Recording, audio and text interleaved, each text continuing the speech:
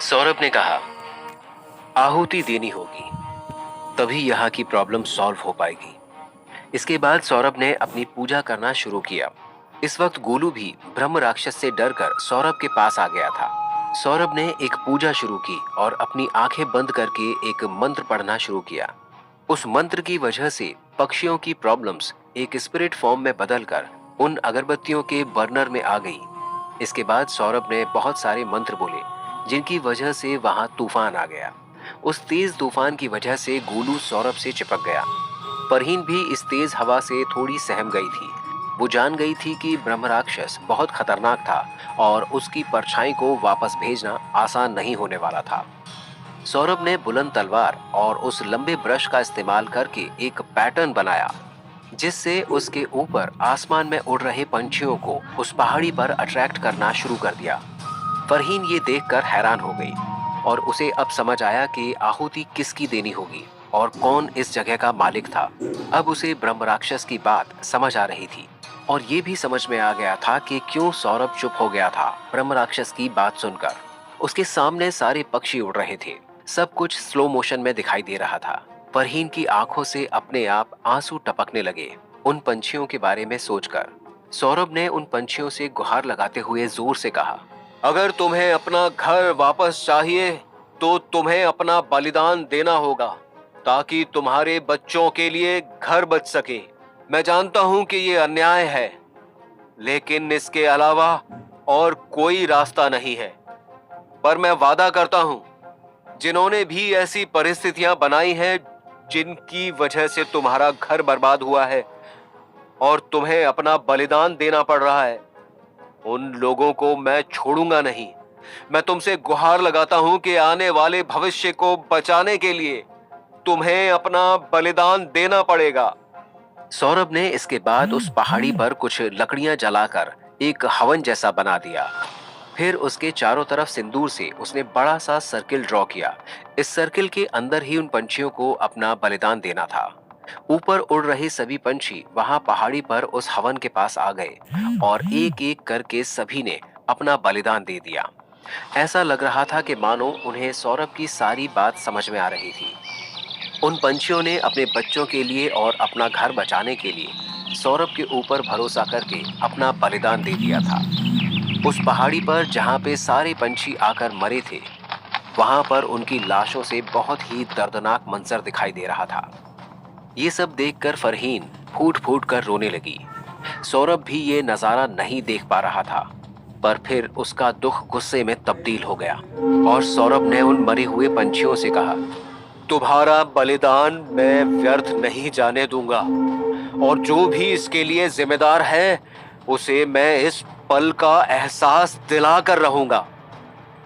सौरभ ने कांपते हाथों से वहां गिरा हुआ सारा खून इकट्ठा किया और कसम खाई कि वो उन पंछियों के गुनहगारों को मौत के दरवाजे तक ले जाएगा। इसके बाद सौरभ ने इस पूजा का आखिरी पड़ाव परफॉर्म किया, जिसमें उसने अपने खून की 3 बूंदें उस अगरबत्तियों के स्टैंड के अंदर डाली। सौरभ के ऐसा करते ही वहां पर बिजली के कड़कने की आवाजें आने लगी और चारों तरफ बादल घिर गए, जिसे देख के फरहीन सहम गई, क्योंकि उसे लग रहा था कहीं गुस्से में सौरभ फिर कुछ ऐसा न कर जाए जो उसे नहीं करना चाहिए। इन कड़कती बिजली की आवाजों को पूरे शहर ने सुना और वो आवाज इतनी भयंकर थी कि सबके बॉडी में एक सिरहन महसूस हुई, लेकिन उन्हें ये पता नहीं था कि ये बिजली सौरभ की पूजा की वजह से गई थी। सौरभ ने अगरबत्ती बर्नर पर अपना खून डालने के बाद जो बिजली कड़कने की आवाज सुनाई पड़ी, उस आवाज के होने के बाद वहां के लोगों को आसमान में नीले रंग की एक चमकदार रोशनी दिखाई दी। जब सौरभ ने ये नजारा देखा, तब उसने अगरबत्तियों के बर्नर को जमीन पर रख दिया और उन पंछियों के खून से अगली पूजा की तैयारी करने लगा। फरहीन उस नजारे को देखकर बहुत दुखी थी और रो रही थी, पर वो सौरभ के गुस्से को भी जानती थी। इसीलिए उसने सौरभ को रोकते हुए उससे कहा, तुम जो भी करने वाले हो प्लीज मत करो।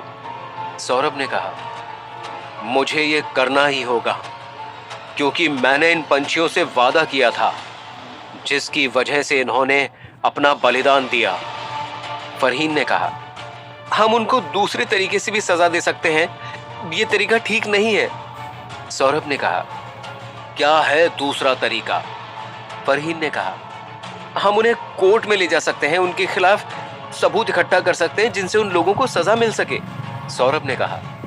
कोर्ट में तो उनका केस अभी भी चल रहा है, और क्या फायदा मिला इससे? अपनी पावर्स का इस्तेमाल करके उन्होंने वापस कंस्ट्रक्शन शुरू कर दिया, और उन्होंने ब्रह्म राक्षस का भी इस्तेमाल किया, जिससे उनका काम आसानी से पूरा होने लगा और भुगतना पड़ा इन बेचारे पंछियों को। फरहीन ने कहा। पर सौरभ, किसी को मार देना इट्स नॉट अ सॉल्यूशन। एक बार तुम पहले भी ऐसा करके उसके कॉन्सिक्वेंसेस झेल चुके हो, और फिर वापस ऐसा कर रहे हो। और फिर ब्रह्म राक्षस ने आइडिया बता दिया है कि उनकी शक्ति का इस्तेमाल कैसे रोक सकते हो, और इन पंछियों ने अपना बलिदान देकर वो काम भी कर दिया है। तो अब लीगल प्रोसेस पे चलते हैं। सौरभ ने कहा। ब्रह्म राक्षस इतनी आसानी से नहीं जाते। उसने उस वक्त मुझे नहीं रोका, क्योंकि वो अभी मेरा कुछ नहीं कर सकता था। पर जैसे ही मैं इन पिलर को हटाने लगूंगा, वो मुझ पर हमला करने लगेगा। ये ब्रह्म राक्षस बहुत चालाक होते हैं, इन पर यूं ही भरोसा नहीं करना चाहिए। और रही बात उन लोगों की, तो लीगल प्रोसेस से क्या होगा ये तुमने देख लिया, और तुम भी जानती हो अगर लीगल प्रोसेस से जाएंगे तो फिर वो लोग दूसरा तरीका ढूंढ लेंगे उसे हटाने का। मेरा तरीका ही सबसे बेस्ट है। उन्हें अपने कर्मों की सजा तो मिलनी ही चाहिए। फरहीन समझ चुकी थी कि सौरभ मानने वाला नहीं था। उसके सर पर खून सवार हो चुका था। और फिर जैसा सौरभ ने बताया था कि ब्रह्म राक्षस इतनी आसानी से जाने वाला नहीं था, तो उसके लिए भी कुछ करना ही पड़ेगा। इसीलिए ये सोचकर फरहीन चुप हो गई। अब सौरभ ने उस ब्रश को पंछियों के खून में डुबोया और पीले रंग के कागज पर कुछ लिखना शुरू कर दिया। इस वक्त सौरभ एक मंत्र भी बोल रहा था। अब ये पीले रंग का कागज उस लाल रंग के ब्रश से लिखने पर एक लाल कलर के पंछी में बदल गया और ऊपर कड़क रही बिजली की ओर उड़कर चला गया। फरहीन ये सब देख रही थी। उसने सौरभ से पूछा, ये कागज का पंछी कहाँ जा रहा है?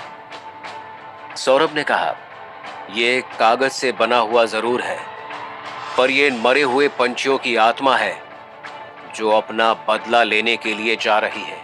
और जो लोग भी इन सब के लिए जिम्मेदार हैं, उनके लिए ये रात आखिरी रात होगी। दूसरी ओर क्लब हाउस में लोकेश प्रजापति अपने दोस्तों के साथ कॉफी एंजॉय कर रहा था, और वो लोग बातें कर रहे थे कि कैसे उन्होंने इंडस्ट्रियल पार्क का काम वापस से शुरू करवाया। लोकेश के साथ बैठे एक आदमी ने कहा, सर, आपने तो कमाल कर दिया। मतलब ऐसे हथकंडे अपनाए कि 2 दिन में ही वापस कंस्ट्रक्शन शुरू हो गया। लोकेश ने प्राउड होते हुए कहा, बिजनेस में कुछ अनोखे तरीके अपनाने पड़ते हैं, क्योंकि कभी कभी नॉर्मल तरीके से काम नहीं बनता। मुझे शुरुआत में ही अंदाजा हो गया था कि इस काम को निकलवाने के लिए उंगली थोड़ी टेढ़ी करनी पड़ सकती है, क्योंकि इस केस में सारी चीजें मेरे खिलाफ थी। उस आदमी ने पूछा, पर ये तंत्र विद्या का इस्तेमाल क्यों किया? आप तो पैसे का भी इस्तेमाल करके ये सब अचीव कर सकते थे। लोकेश ने कहा, पैसों का इस्तेमाल करता तो शायद कुछ दिनों बाद फिर से प्रॉब्लम खड़ी हो सकती थी। मुझे परमानेंट सॉल्यूशन चाहिए था, इसीलिए मुझे ये करना पड़ा। और ब्रह्म राक्षस का आइडिया मुझे मेरे एक खास आदमी ने दिया, क्योंकि कोई छोटा मोटा तांत्रिक इसे हैंडल नहीं कर सकता था, इसीलिए ये सेफ प्रूफ था। तभी बहुत जोर से बिजली कड़कने की आवाज आई और आसमान पूरी तरह नीली रोशनी से चमक उठा, और इस बिजली की गड़गड़ाहट से लोकेश बहुत डिस्टर्ब हो गया। लोकेश ने कहा, ये बिजली कुछ अजीब क्यों लग रही है, मानो किसी ने ये बिजली कड़काई हो। उसके आदमी ने कहा, मुझे तो नॉर्मली लग रही है सब। हाँ, कुछ जोर से जरूर कड़की थी। लोकेश ने कहा, नहीं, कुछ तो अलग लग रहा है मुझे। तभी ऊपर से एक जोरदार बिजली सीधे लोकेश के ऊपर गिरी। वो वहीं पर मर गया। क्लब में सभी लोग दंग रह गए कि कैसे बिजली सिर्फ उस पर गिरी और किसी दूसरे पर नहीं। ऐसा लग रहा था कि उसे बिजली से टारगेट किया गया हो। सौरभ ने अपनी पूजा कंटिन्यू रखी ताकि और ज्यादा लाल रंग के पंछी बने और वो अपना बदला पूरा कर सकें। वो किसी को भी बख्शना नहीं चाहता था। दूसरी ओर कहीं एक मेडिटेशन रूम में एक बूढ़ा आदमी बैठा था, जिसको ये महसूस हुआ कि जल्दी ही उसके ऊपर बिजली गिरने वाली थी।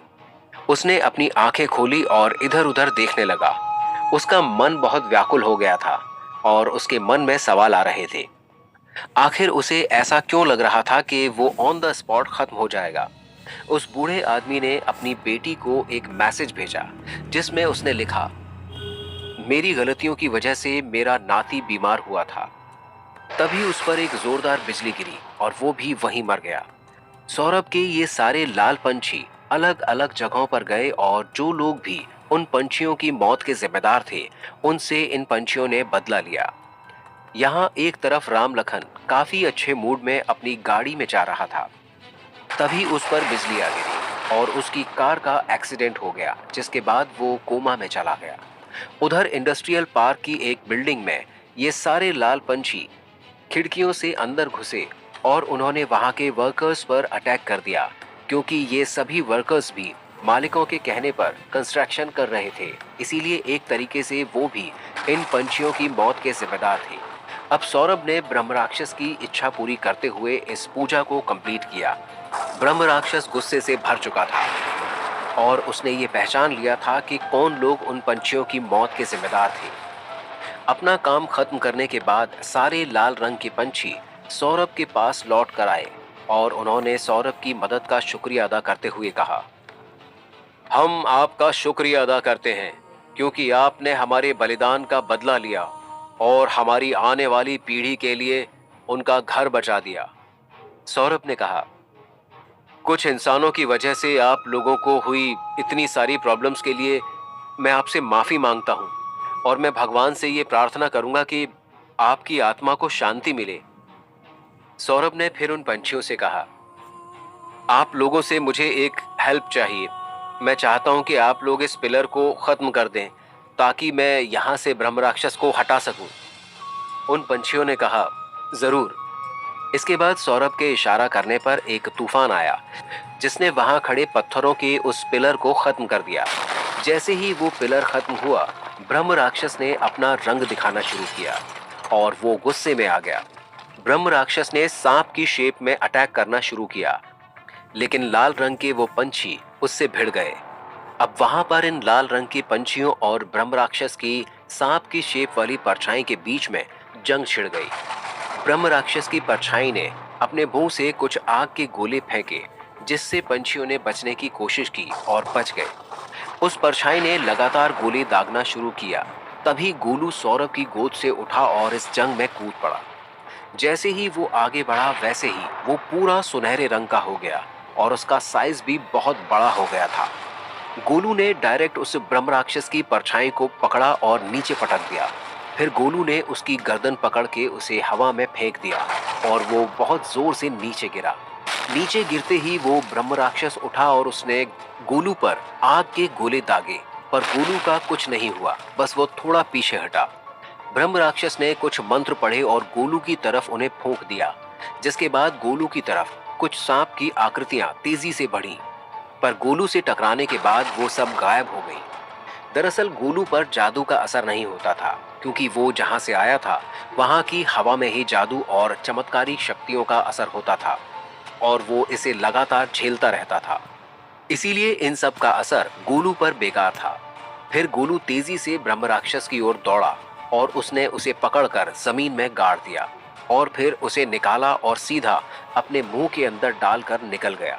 और उसके बाद अब गोलू अपने असली साइज में वापस आ गया। ब्रह्म राक्षस गोलू से हार गया था।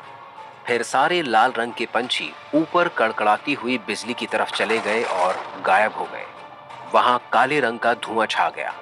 आगे क्या होने वाला था, इसका अंदाजा तो सौरभ को भी नहीं था। क्या ये सौरभ की आखिरी लड़ाई साबित होगी या वो अपनी काबिलियत से यहां से बच पाएगा?